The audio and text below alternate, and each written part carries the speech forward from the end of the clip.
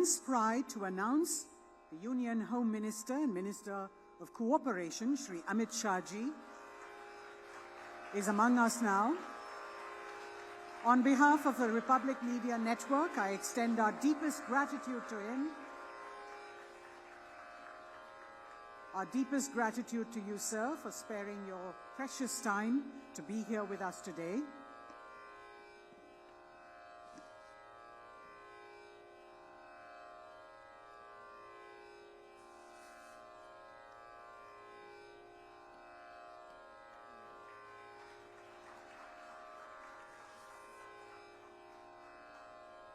Ladies and gentlemen, in honor of the Home Minister, we have a special performance today. Dr. Subhadra Desai, Hindustani classical vocalist and author on Indian music and culture. She's been performing at home and abroad for more than 2 decades. Dr. Desai is at present the Chair Professor of the Department of Hindustani Music at the University of Silicon, Andhra, based in California. Today she is accompanied by Shri Chetan Nigam on the harmonium, Shri Gurbej Singh on tabla, Shri Nirav Desai on manjira, while Rekha Pandey and Swati Bhagat are on tanpura and will be providing vocal support. Ladies and gentlemen, Dr. Subhadra Desai performing the iconic devotional song Raghupati Raghava Raja Ram.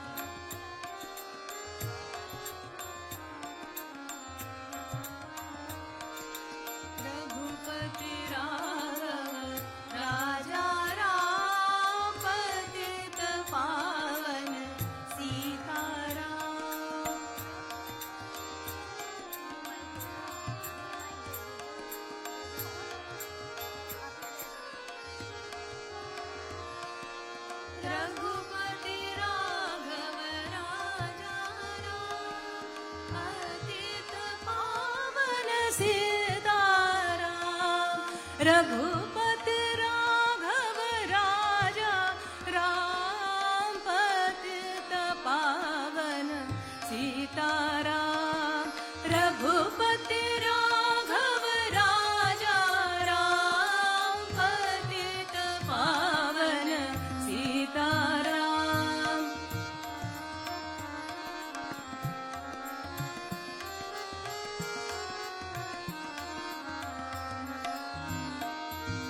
सुंदर विग्रह मेघ श्याम गंगा तुलसी Shyam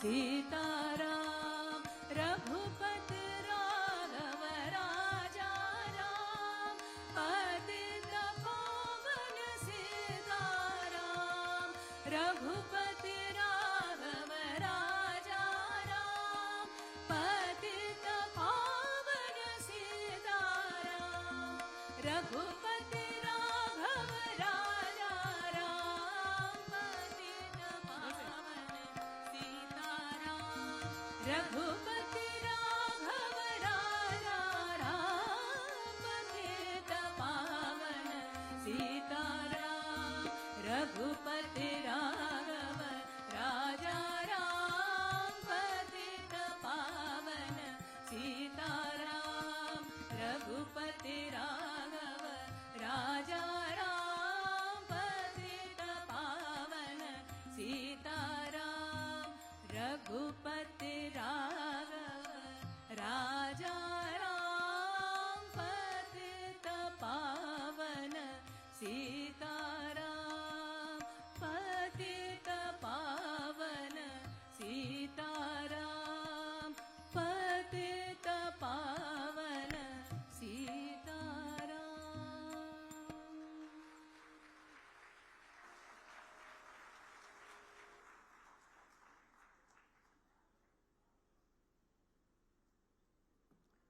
Thank you, Subhadra ji, for that absolutely soulful performance. Ladies and gentlemen, Dr. Subhadra Desai. As we clear our stage, it is now time for perhaps the most awaited session of this morning. Ladies and gentlemen, we are privileged to have among us India's much admired Honorable Griha Mantri, Shri Amit Shah ji, one of Bharat's most resolute nationalists in recent history. Ladies and gentlemen, the defender of Bharat's destiny, Shri Amit Shah.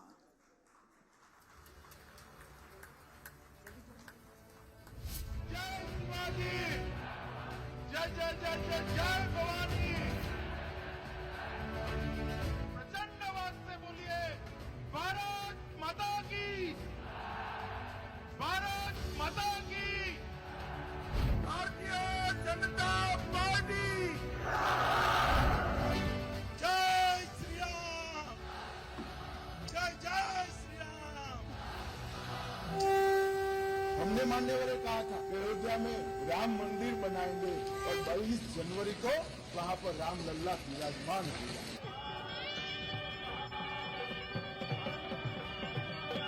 जो कहते थे कि हम नहीं समझते हैं, मैंने कहा कि अगर मन खुला रखोगे और मन भारतीय रखोगे तो समझ में आ जाएगा। मन अगर इटली का है तो कभी समझ में नहीं आएगा। सीएए देश का कानून है, इसको कोई रोक नहीं सकता और हम सीएए को लागू कर मुझे बताओ युवाओ, ये कश्मीर हमारा है या नहीं है? जोर से बोलो, है या नहीं है? जम्मू एंड कश्मीर के पीएको को आप भारत का हिस्सा नहीं मानते हो क्या? एग्रेसिव रहो। हेलो इसके लिए क्या बात कर रहे हो आप? एग्रेसिव होने की क्या बात कर रहे हो? हेलो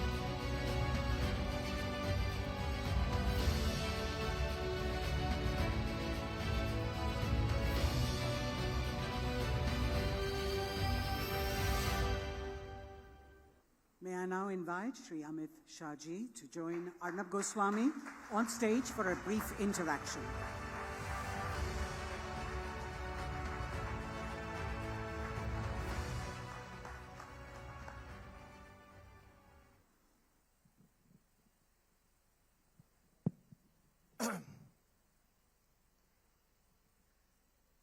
फ्रेंड्स, दोस्तों, सियासत के हर संकट का समाधान जिनके पास है, the one who is the master of checkmating every political and opposition move, विपक्ष की सियासी सोच पर जो सबसे कड़ी चोट करते हैं, the one who is known in the country and around the world today as the modern day Chanakya of Indian politics, हमारे साथ आज we are very privileged, we are very proud, we are very happy, Amit Shah ji.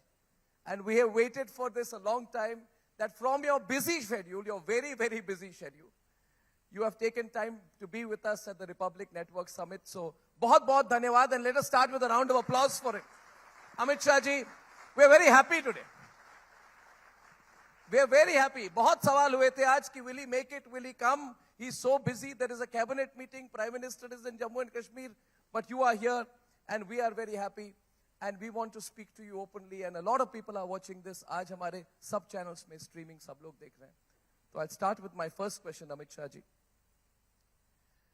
Lok Sabha चुनाव के लिए 195 BJP उम्मीदवारों की list अभी आ चुकी है और प्रधानमंत्री जी ने 370 सीट की टारगेट फिक्स की है और एनडीए का अपना टारगेट 400 का है. सवाल मेरा यह है अमित शाह जी कि ये जो टारगेट है, ये लक्ष्य जो है, ये सेंटिमेंट्स को लेकर है, उसके आधार पर है, या फिर कोई state to state detailed political mapping भी की गई है?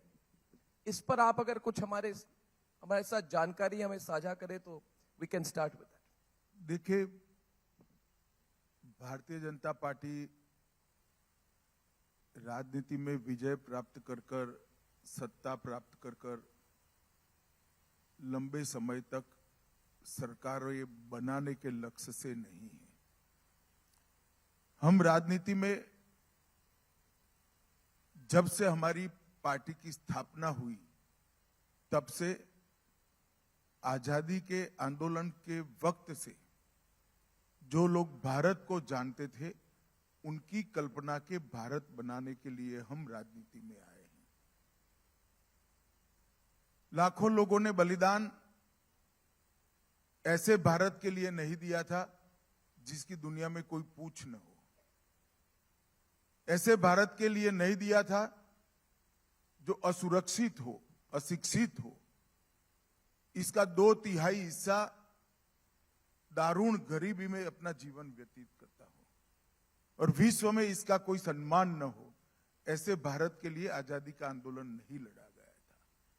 आजादी का आंदोलन एक सशक्त, समृद्ध, सुरक्षित, शिक्षित और विश्व गुरु के स्थान पर बैठे हुए भारत की रचना के लिए लड़ा गया था और उसी लक्ष्य के लिए हम राजनीति में हैं और उसी लक्ष्य के लिए हम काम कर रहे हैं. जहां तक ये सीटों का सवाल है, जब से हम पार्टी बनाए तब से लेकर आज तक, 1950 से आज तक, हम जो कल्पनाएं लोगों के सामने रखे थे, हमारा एजेंडा लोगों के सामने रखे थे, इसकी पूर्ति के लिए जब इस देश की जनता ने पूर्ण बहुमत की नरेंद्र मोदी सरकार बनाने का मौका दिया, मोदी जी पर भरोसा किया, मोदी जी को 2 टर्म पूर्ण बहुमत का सरकार दिया, तब ये 10 साल हमने इसके लिए काम किया है. और मैं मानता हूं कि आजादी से लेकर अब तक के इतिहास में ये 10 साल भारत के विकास की दृष्टि से, भारत की सुरक्षा की दृष्टि से और भारत के विश्व में गौरव को बढ़ाने की दृष्टि से ये भारत का स्वर्णिम काल रहा है. मगर मैं आज ये भी कहना चाहता हूं देशवासियों से, ये फुल स्टॉप नहीं है, ये शुरुआत है. अच्छा समय आने वाला है और अच्छा समय आने वाला है. और इसके लिए ये जो प्रयास हमने 10 साल किया है, जो प्रचंड जन समर्थन देश भर में आज नरेंद्र मोदी जी को, भारतीय जनता पार्टी को, एनडीए को मिल रहा है. मैं देश के कोने कोने में गया हूं. चुनाव के पहले ही मैंने 136 सीटों का विजिट करा है. मैं आपको बता सकता हूं कि देश के कोने कोने से नरेंद्र मोदी जी के समर्थन में जनता खड़ी है. इसी के आधार पर हमने 370 के आंकड़े का लक्ष्य रखा है, 400 पार के आंकड़े का लक्ष्य रखा. ये लक्ष्य हमारा वास्तविक भी है और मैं आज बड़े विश्वास के साथ देश की जनता को कहने वाला हूं कि आप एक बार, आपके मन में जो आशीर्वाद पड़ा है, प्यार पड़ा है, उसको मत में परिवर्तित कर दीजिए। 400 पार देखते देखते हो जाएगा और एक मजबूत सरकार बन जाएगी। अगला सवाल मेरा अमित शाह जी शब्दों के संयम पर है। वैसे नेताओं का स्टैचर जितना बढ़ता है संयम भी बढ़नी चाहिए, मगर लालू प्रसाद यादव जी ने हाल ही में एक बहुत ही विवादित बयान दिया था जिस पर पिछले 2-3 दिन से इस पर ही बहुत डिबेट हो रही है। उन्होंने कहा था कि मोदी जी का परिवार ही नहीं है। उन्होंने कहा कि मोदी जी का परिवार ही नहीं है। हर चुनाव के पहले क्या जानबूझकर ये सेल्फ गोल किए जाते हैं? पिछले 3 चुनाव में पहले हमने देखा चाय वाला, फिर हमने देखा चौकीदार चोर है, और अब ये कि मोदी जी का परिवार नहीं है।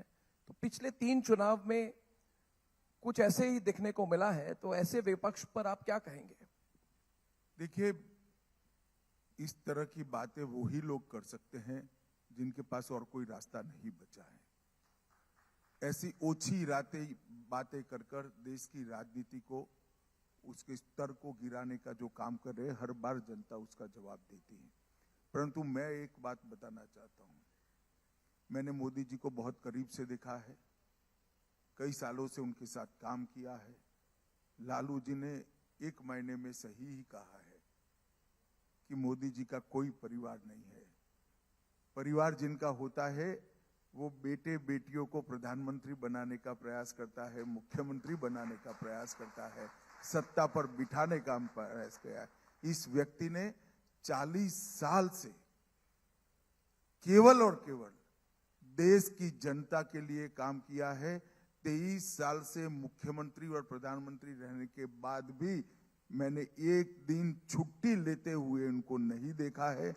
सुबह 5 बजे से रात को 1 बजे तक अहर्निश काम काम काम, एक दिशा में काम और सेल्फलेस काम करते हुए मैंने देखा है।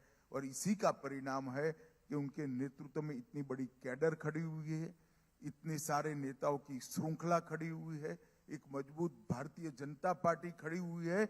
और देश आज दुनिया में सर्वप्रथम बनने के लक्ष्य के साथ संकल्प लेकर 2047 में विकसित भारत, आत्मनिर्भर भारत का आत्मविश्वास भरकर देश आगे बढ़ रहा है।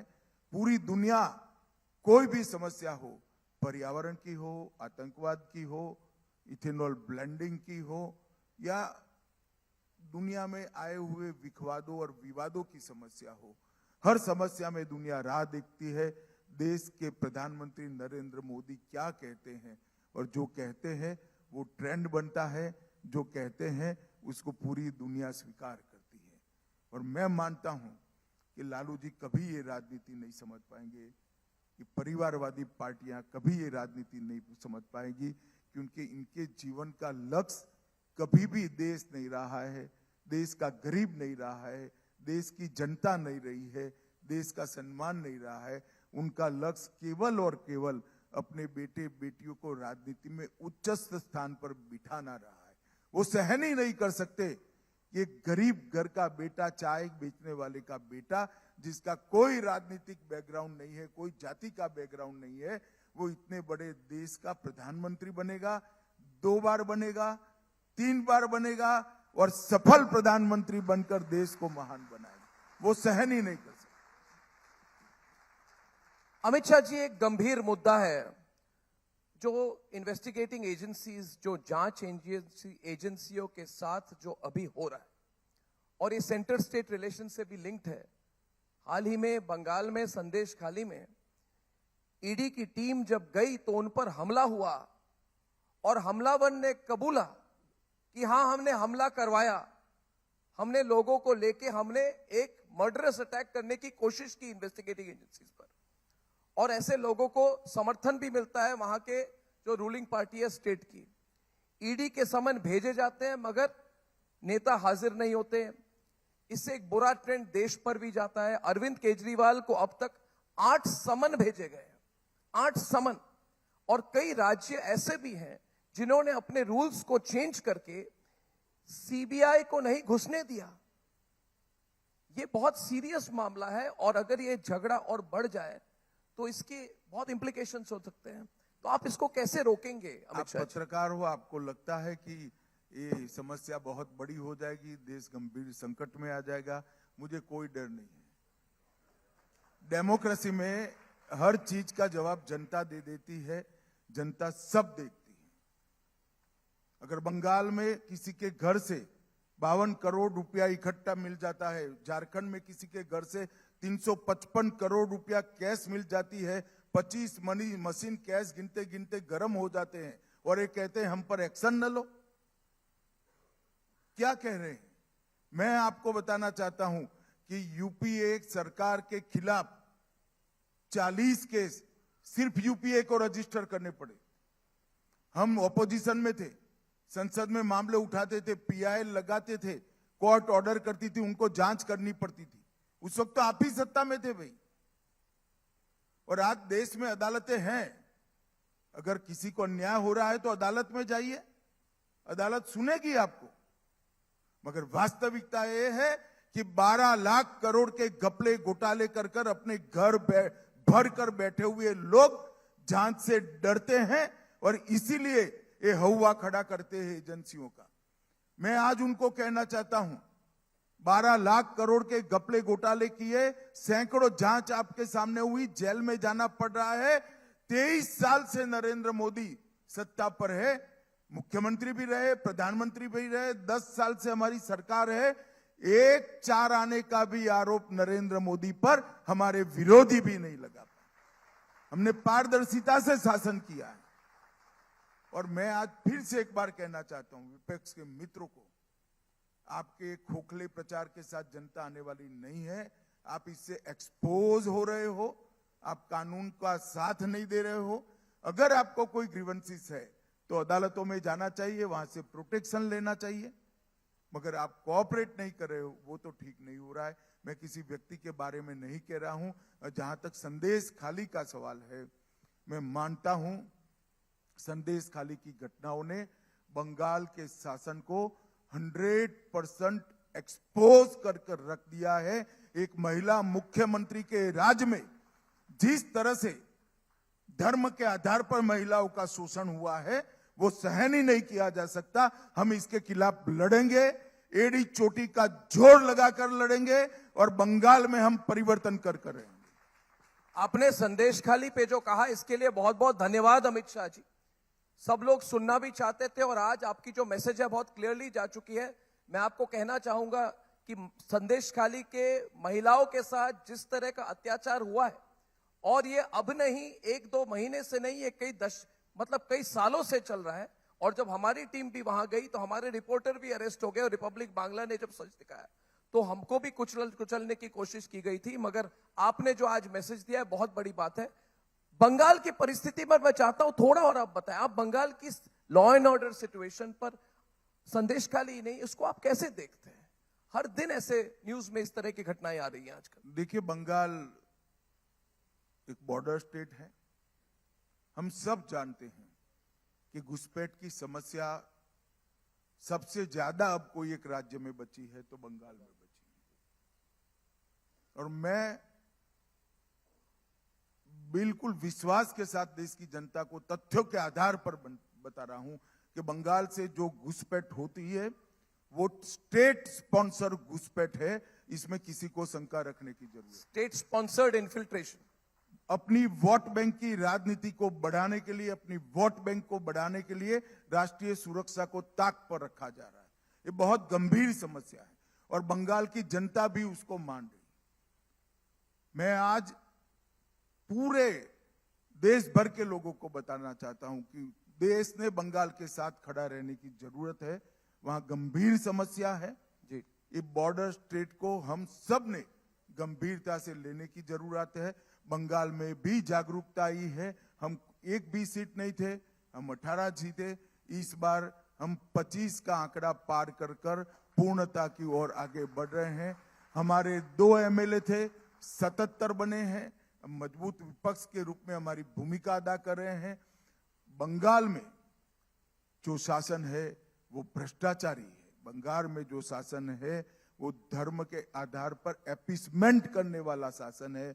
बंगाल में जो शासन है वो न्यायी शासन है। देश की सुरक्षा के लिए बहुत जरूरी है कि वहां परिवर्तन हो और भारतीय जनता पार्टी वहां संघर्ष कर रही है। मैं बंगाल की जनता को भी विनंती करने आया हूं कि आप हमारा समर्थन करिए।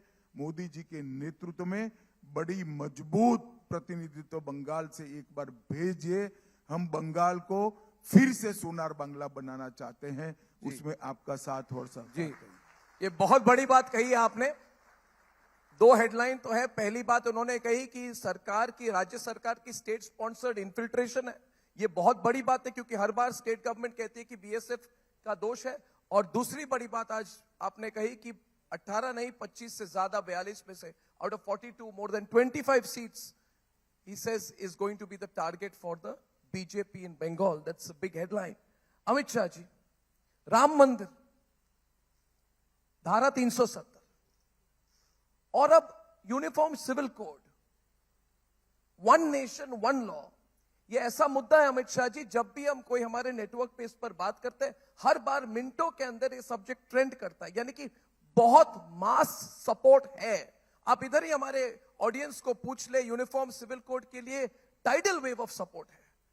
तो एक हर बार जब, और आपको नहीं, आप ही इस पर हमें क्लैरिटी देते। राज्यों में हो रहा है, अभी उत्तराखंड की बात हुई कि एक एक करके राज्यों में होगा, मगर कई लोग चाहते हैं कि जैसे ट्रिपल तलाक वॉज अ नेशनल लेवल पे चेंज की गई, तो यूनिफॉर्म सिविल कोड हमारे देश में कब आएगी, इस पर प्लान क्या है? इलेक्शन अनाउंस होने वाले हैं, उसके पहले आप अगर थोड़ी क्लैरिटी दे दे तो। दुर्भाग्यपूर्ण बात है कि यूनिफॉर्म सिविल कोड को जी, धर्म के साथ जोड़कर दिखा गया है। मैं आज देश की जनता को बताना चाहता हूं कि यूनिफॉर्म सिविल कोड सिर्फ भारतीय जनता पार्टी का एजेंडा नहीं है। भारतीय जनता पार्टी का एजेंडा तो है ही। जब से हमारी पार्टी की स्थापना हुई 1950 से, तब से हम कहते हैं कि हम पावर में आएंगे तो यूनिफॉर्म सिविल कोड इस देश के अंदर लाएंगे। परंतु संविधान सभा ने भी आर्टिकल 44 में, आर्टिकल 44 में डायरेक्टिव प्रिंसिपल्स फॉर स्टेट में एक कहा है कि इस देश के विधानमंडल और संसद उचित समय पर यूनिफॉर्म सिविल कोड को लागू करेंगे। जी, अगर आप पंथ निरपेक्ष देश की कल्पना चाहते हैं, पंथ निरपेक्ष राज्य की कल्पना चाहते हैं, तो धर्म के आधार पर कानून कैसे हो सकता है? धर्म के आधार पर कानून नहीं हो सकते। इस देश में एक कानून होना बहुत जरूरी है। जी, और उत्तराखंड सरकार को मैं बधाई देना चाहता हूं।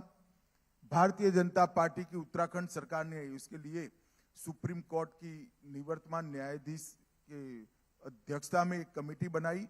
लगभग 780 पन्नों की रिपोर्ट आई है, इसमें 42 चैप्टर है और उसमें से एक बिल बनाकर उत्तराखंड सरकार ने, उत्तराखंड की असेंबली ने इसको पारित किया है, जो भारत सरकार में स्वीकृति के लिए आया है।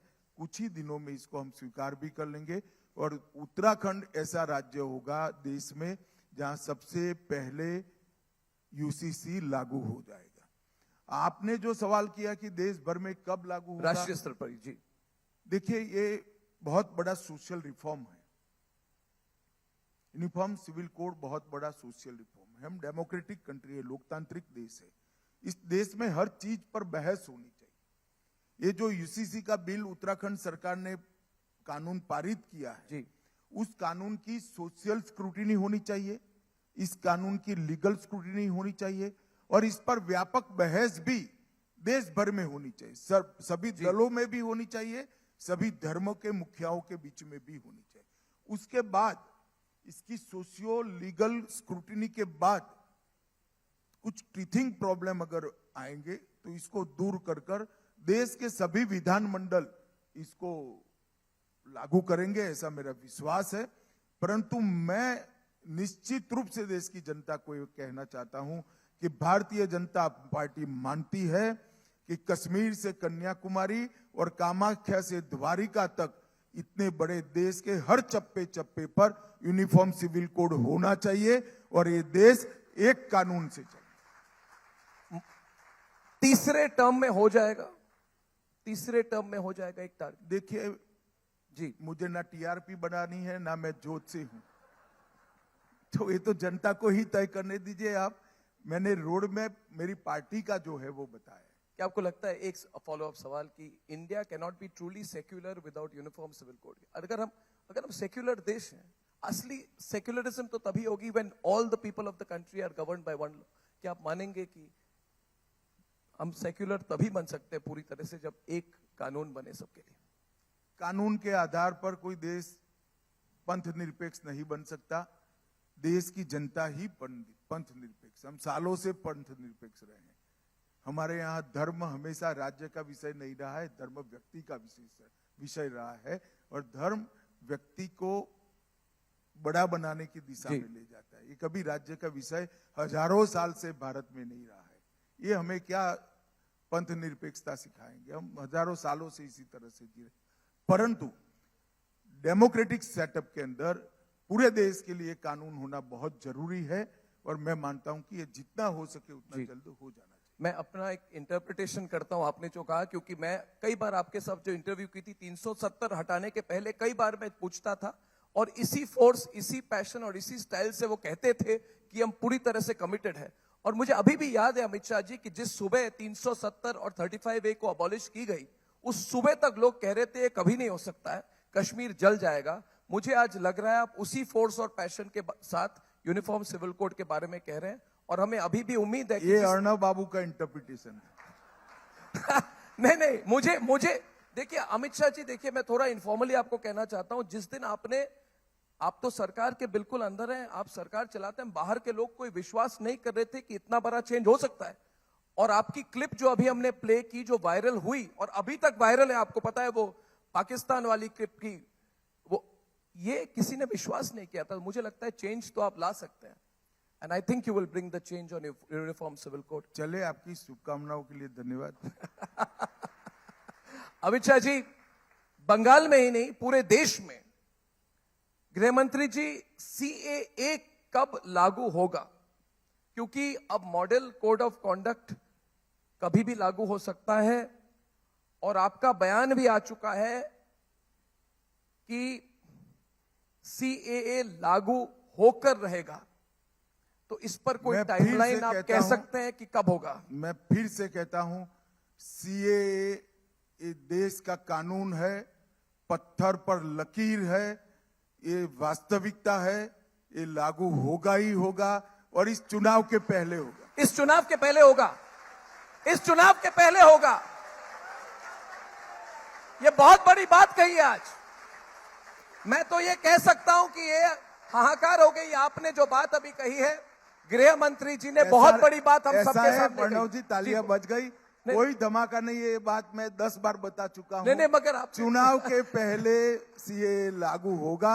इस देश का कानून है, इसको कोई नहीं रोक सकता। फैंटास्टिक। तो नोटिफिकेशन बस आने वाली है, फिर आपको लगता है नोटिफिकेशन तो बस आने वाली है? देखिए, हमें तो ब्रेकिंग न्यूज चाहिए ना। अब आपने इतनी बड़ी ब्रेकिंग न्यूज दी है, आदत से मजबूर हम भी हैं। बहुत बड़ी ब्रेकिंग न्यूज है, और मुझे लगता है सब लोग इस पर जरूर बात करेंगे, और इसका प्रभाव क्या होगा, इसका इंपैक्ट क्या होगा, अगर आप संक्षिप्त में इस पर कुछ कह सकें। देखिए, CAA कानून कोई नई बात नहीं है जी। कांग्रेस पार्टी कई चीजों को भूल गई है। मत बैंक की लालच में, वोट बैंक की लालच में कई चीजें भूल गई है। जैसे UCC, जी, संविधान सभा का वादा था। इसी तरह से जब देश का दुर्भाग्यपूर्ण तरीके से धर्म के आधार पर विभाजन हुआ, तब पाकिस्तान और अब के बांग्लादेश से लाखों की संख्या में हिंदू, बौद्ध, सिख शरणार्थी आ रहे थे, और मार काट हो रही थी। कांग्रेस के ही नेताओं ने, देश के नेताओं ने एक वादा किया था, आप धैर्य रखिए, आप कभी भी यहां आएंगे, आपको ये देश स्वीकार करेगा, आपको नागरिकता देगा। इस वादे पर सभी लोग वहां रहे जी। उनके पर अनेक प्रकार के अत्याचार हुए, धार्मिक प्रताड़ना हुई, धर्म परिवर्तन करने के लिए दबाव बनाया गया, उनकी महिलाओं को, हमारी माताओं बहनों को अपमानित किया गया। वो लोग बदलने के लिए भारत की शरण में आए, और अगर आज भारत अपने वो वादे को जो 15 अगस्त 1947 में किया गया है, उसको याद नहीं करता है तो वो ठीक नहीं होगा। करोड़ों लोग इस देश के अंदर नागरिकता के बगैर रह रहे हैं, जो वहां से प्रताड़ित, मुझे कोई बता सकता है, ममता बनर्जी बता सकती है जी। कि वो कहां जाए, कहां जाएंगे वो लोग? वहां उनकी सुरक्षा नहीं है, उनकी महिलाओं को अपमानित किया जा रहा है, हमारी माताओं बहनों को अपमानित किया जा रहा है, धर्म परिवर्तन करने के लिए मजबूर किया जा रहा है। हम भी शरण न दे जी, हम भी उनका स्वागत न करें। भारत में स्वागत है, भारत उनको नागरिकता की भी देगा और मेरे आपके जितना अधिकार भी देगा और स्वागत करेगा।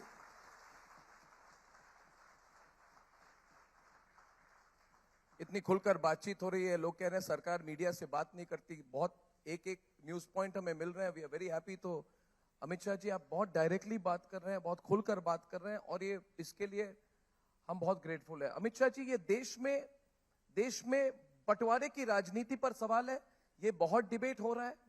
हमारा राष्ट्र सर्वोपरि हमारा स्लोगन है, we believe in nation first, मगर देश में उत्तर दक्षिण की राजनीति हो जाती है, कोई चुनाव के बाद बांटने की राजनीति हो जाती है, सनातन धर्म और हिंदुओं को जाति में बांटने की कोशिश हो रही है और राहुल गांधी लगातार ओबीसी का मुद्दा उठा रहे हैं। आप लोग विकसित भारत और आत्मनिर्भर भारत की बात कर रहे हैं। इस तरह की डिवाइसिव पॉलिटिक्स, ये ट्रेंड क्यों बन गई है? ये डिवाइसिव पॉलिटिक्स पर आप क्या कहना चाहते हैं जो इस बार भी हो रहा है? देखिए, भारत जोड़ो के बैनर के तहत भारत तोड़ने की एक्सरसाइज चल रही है। मुझे मालूम नहीं है ये कांग्रेस पार्टी को क्या हो गया है, इतनी पुरानी पार्टी, उनका कोई प्रमुख नेता कहता है हिंदुस्तान के दो टुकड़े कर दो, नॉर्थ इंडिया और साउथ इंडिया, और कांग्रेस पार्टी चुप रहती है, साफ सुन गया है, ऐसे चुप रहती है। मुझे तो आश्चर्य हो गया है ये पार्टी को क्या हो गया है। इनके अलाई पानी पी पी कर सनातन धर्म का अपमान कर रहे हैं, सनातन धर्म के लिए जहर उगलने का काम कर रहे हैं। कांग्रेस पार्टी रोकती भी नहीं, ना मादा है, ना हिम्मत है, ना इच्छा है, और यात्रा लेकर निकलते हैं भारत जोड़ो की। देश की जनता ढंग से समझ ले, इनका एकमात्र लक्ष्य है सत्ता प्राप्त करने का, एपीसमेंट कर कर सत्ता प्राप्त करने का। वो भारत को एक नहीं रख सकते। भारत को एक केवल और केवल भारतीय जनता पार्टी और भाजपा के नेता नरेंद्र मोदी रख सकते हैं।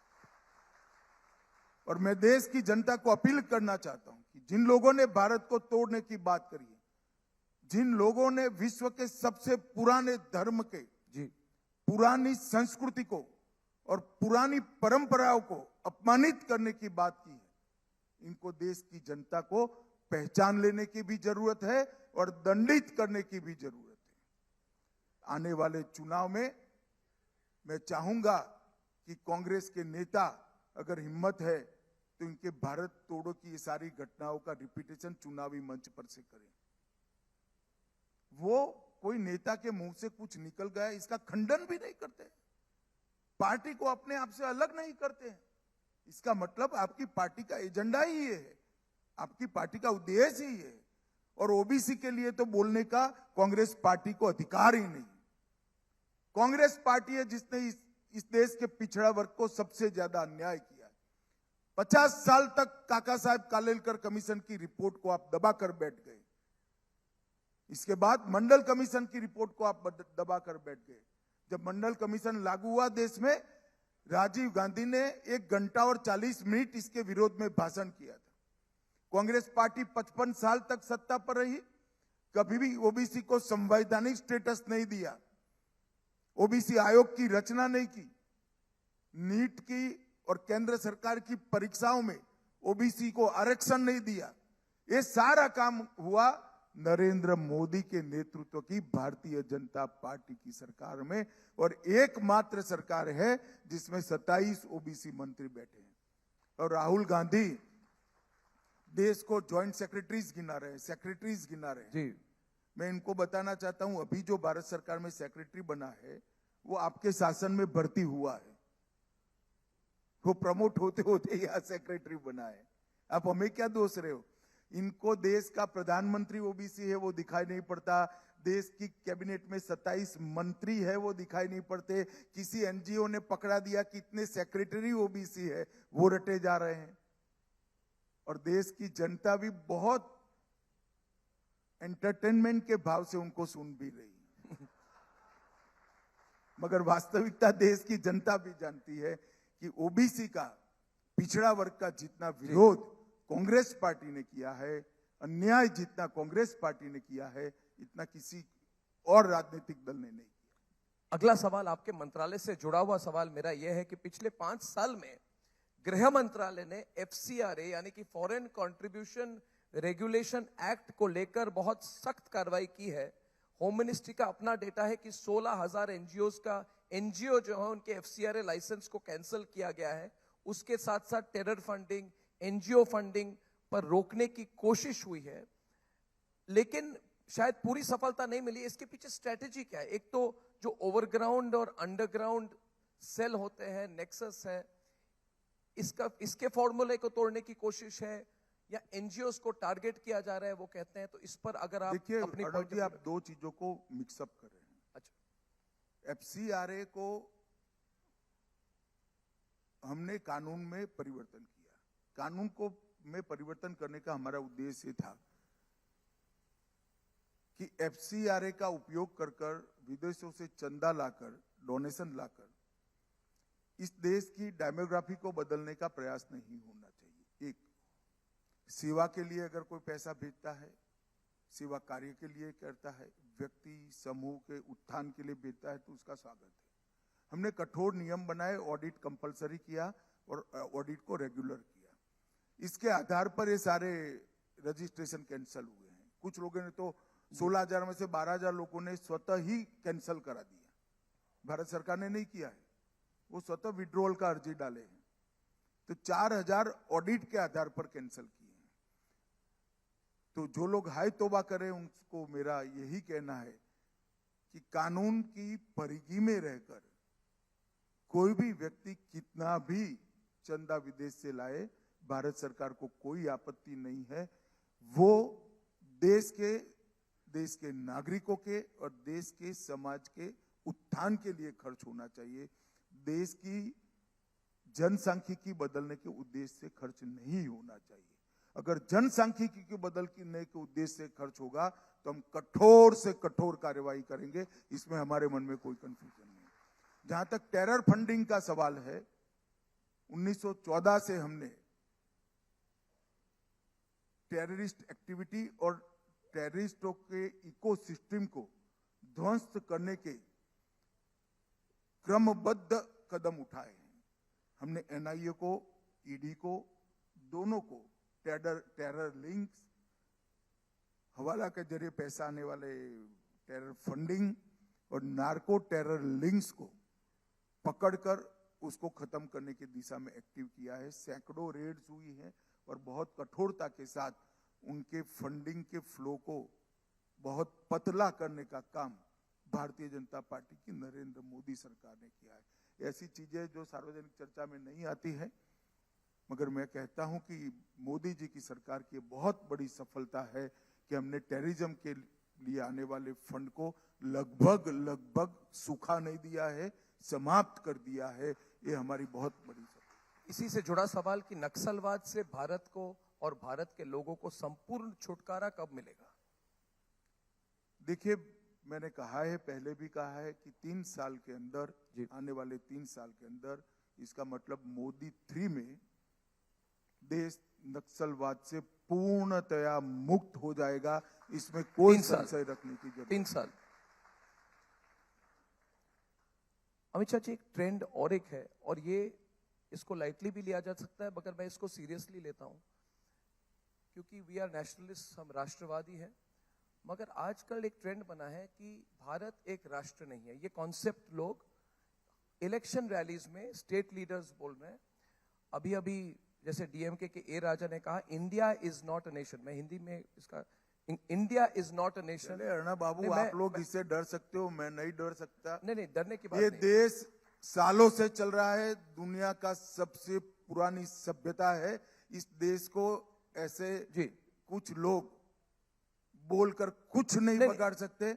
जनता तय कर लेगी। देश में लोकतंत्र है, ऐसा जो बोल मैं रहे आपकी हैं बात को जनता ही उसको जवाब देगी। मैं आपकी बात को मानता हूं, मगर इस पर थोड़ी सी चर्चा हुई। सेंटर स्टेट फेडरल स्ट्रक्चर, इसकी बात होती है कि अगर हर बार कई विपक्ष के नेता, राज्य स्तर के नेता ये कहे कि भारत एक राष्ट्र नहीं, तमिलनाडु राष्ट्र है मगर भारत राष्ट्र नहीं है, तो और राहुल गांधी, आप कहेंगे उनकी बात को सीरियसली क्यों लिया जाए? क्योंकि वो विदेश में जाकर हर जगह राहुल गांधी बोलते हैं, हर जगह हम चौंक जाते हैं कि कोई भी वो विपक्ष के नेता है, फॉरेन सॉइल पे वो जाकर कहते, यूनाइटेड किंगडम में कहते हैं कि भारत राष्ट्र नहीं है, इट इज अ नेगोशिएशन।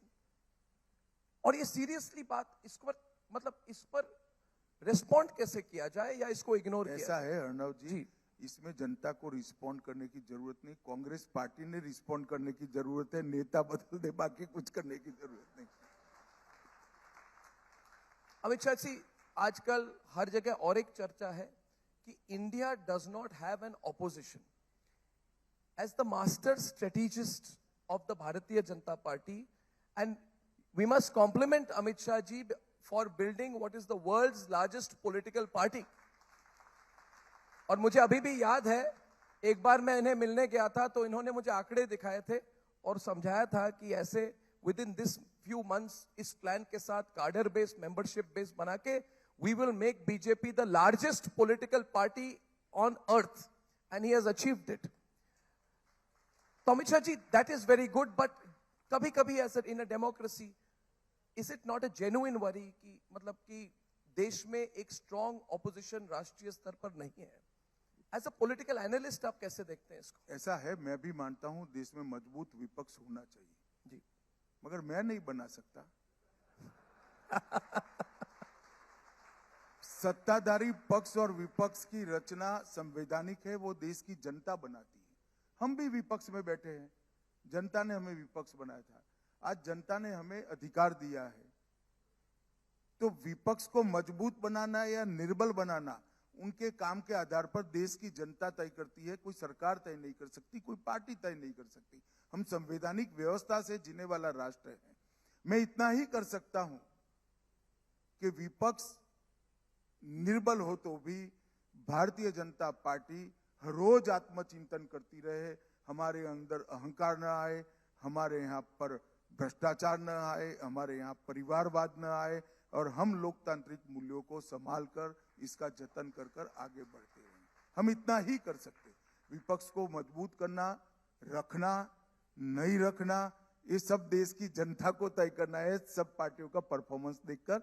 और देश की जनता, मैं मानता हूं कि बहुत मैच्योर डिसीजन लेती है। जी, ये बड़ी बात है, मगर क्योंकि लोकतंत्र में एक विपक्ष होना और विपक्ष का मजबूत होना भी बहुत जरूरी है। आप आज से 5-10 साल बाद किसको विपक्ष देखते हैं? मतलब who do you think will be the opposition to the BJP?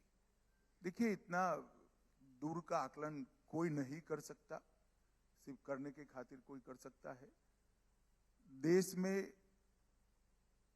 एक प्रकार से बहुत डायनेमिक डेमोक्रेसी है जो परफॉर्मेंस को इवेल्युएट कर कर अपना मैंडेट देती है। तो देश की जनता का मूड और देश की जनता का मैंडेट पहले एक जमाने में जातिवाद, परिवारवाद, भ्रष्टाचार और तुष्टीकरण के आधार पर तय होता था। अब मोदी जी ने पॉलिटिक्स ऑफ परफॉर्मेंस को एस्टैब्लिश किया है। परफॉर्मेंस के आधार पर ही देश की जनता तय करेगी। जो परफॉर्म करेगा देश उसको अधिकार देगा, जो परफॉर्म नहीं करेगा वो विपक्ष में बैठेगा। उस वक्त का 10 साल के बाद का विपक्ष या सत्ताधारी पक्ष भी हमारे परफॉर्मेंस के आधार पर ही देश की जनता तय करेगी। हम अच्छा परफॉर्म करेंगे तो हम अधिकार में होंगे।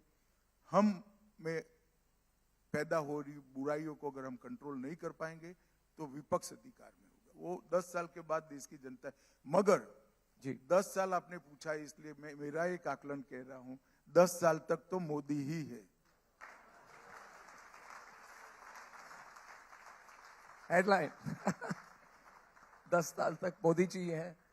ये बहुत बड़ी बात अमित शाह जी ने आज कही है, और हर बात जो कह रहे हैं बहुत गंभीरता के साथ और सोच कर कहते हैं। अमित शाह जी अपने शब्दों को बहुत मतलब सोच समझ के कहते हैं। ये it's a very big statement. तो ये जो बात कही, इसके साथ अमित शाह जी, हम चाहते हैं, हमने कहा था आज कि जो हमारे सेशंस में आज आएंगे उनको एक सेंस मिलेगा। और मेरा आखिरी सवाल ये होता है कि सरकार में कैसे काम हो रहा है अगले दशक के लिए। हमारी जो थीम है Amit Shah ji, it is Bharat the next decade. और आपने परफॉर्मेंस असेसमेंट की बात कही, पहली बार हमें लग रहा है कि सरकार ऐसी बनी है देश में जो अपने परफॉर्मेंस को असेस करते हैं, जिसमें quarterly meeting, daily meeting, weekly meetings, Piyush Goyal ji भी बोलते हैं कि management, assessment, performance, key result areas, KRA, इस तरह से काम हो रहा है।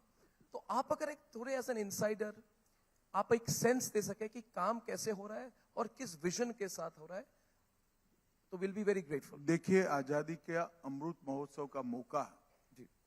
जब नरेंद्र मोदी जी के नेतृत्व में भारतीय जनता पार्टी की सरकार को मिला, तब देश के प्रधानमंत्री नरेंद्र मोदी जी ने अमृत महोत्सव का उपयोग बहुत विजनरी तरीके से किया है। एक युग दृष्टा नेता ही ऐसा सोच सकता है, इस तरह से किया है। अमृत महोत्सव का उपयोग कर कर उन्होंने देश की नई पीढ़ी को आजादी के आंदोलन का पूरा इतिहास याद कराया। आजादी के आंदोलन के नेताओं का, जिन्होंने देश के लिए अपना सर्वस्व बलिदान किया, इरिस्पेक्टिव ऑफ पार्टी पॉलिटिक्स, उनका महिमा मंडन किया। अब तक 75 साल में हमने जो अचीव किया है उसका आत्मबोध कराकर देश की जनता के अंदर एक गौरव का भाव पैदा किया। और 2047 में देश पूर्ण विकसित बनेगा, इसका लक्ष्य तय कर 130 करोड़ की जनता को अमृत काल में, मतलब 25 साल में देश को दुनिया में सबसे एक नंबर का देश बनाने का संकल्प लिलाकर एक पूरी 130 करोड़ की जनता को भारत निर्माण की यात्रा में जोड़ने का काम नरेंद्र मोदी जी ने किया है। आप मुझे एक दशक का पूछ रहे हैं, मगर मैं बताना चाहता हूं 25 वर्ष के बाद शायद हम तो नहीं होंगे, मगर इस देश के युवा होंगे। ये युवा देख पाएंगे कि हर क्षेत्र में भारत प्रथम होगा, भारत सुरक्षित होगा, समृद्ध होगा, पूर्ण शिक्षित होगा और पूरा विश्व जिसका लोहा मानता है, इस प्रकार के भारत की हम रचना करेंगे। और हमारी संस्कृति, हमारा इतिहास, हमारा धर्म, हमारी भाषा पूरी दुनिया के अंदर सम्मान के साथ देखी जाएगी। सबके साथ सह अस्तित्व रखते हुए हमारा जो पुराना है उसका गौरव भी हम पुनः प्रस्तापित करेंगे। ऐसे भारत की रचना ये 25 साल में करने का लक्ष्य मोदी जी ने रखा है। कोई एक पार्टी का लक्ष्य नहीं है, 130 करोड़ भारतवासियों का सामूहिक लक्ष्य है। सामूहिक पुरुषार्थ से ही ये अचीव हो सकता है और इसके लिए हम आगे बढ़ेंगे। धन्यवाद। बहुत बहुत धन्यवाद। अंत में अर्णव जी, आपको जन्मदिन की शुभकामनाएं। आज आपका जन्मदिन, बहुत बहुत शुभकामनाएं। धन्यवाद।